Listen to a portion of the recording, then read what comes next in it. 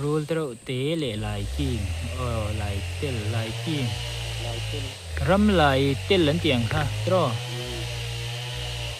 tiang chi ha anh sual me ga hay rule zo khi chan thak khop azial bet lata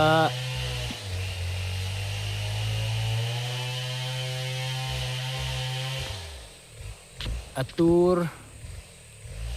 adalu thiao hiao ani so pakhat cho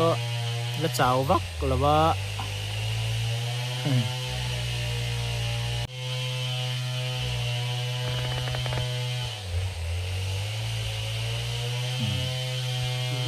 nấu tế cho có buồn người nấu tế alu lok thak khop mai taksa te sia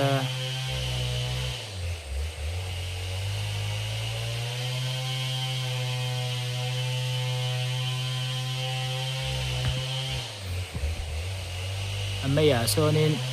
rules of son lachuk char chara sa tur kap lut nge ni lai tel sonin at se ve boka maro chu eng thama fa ka ngai lo ni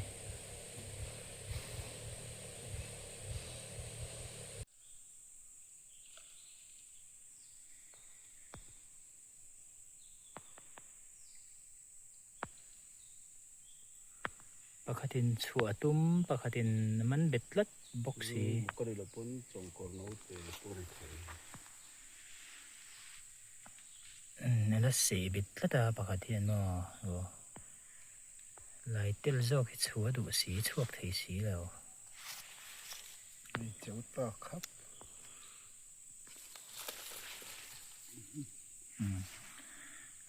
puwa me nela se via pakhat khon ei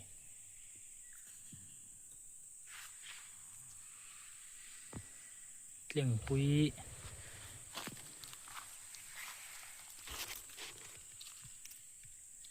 in se ton ve ni rule zo ka hianin ni na chang tre to ni rule zo ka himo nghĩ là đấy là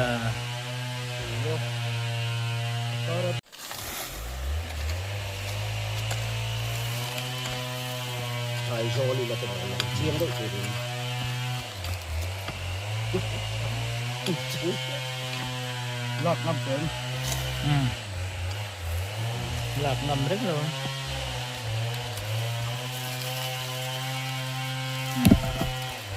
การเชียดเบเพชรคาตุมโดนเชียชั่วได้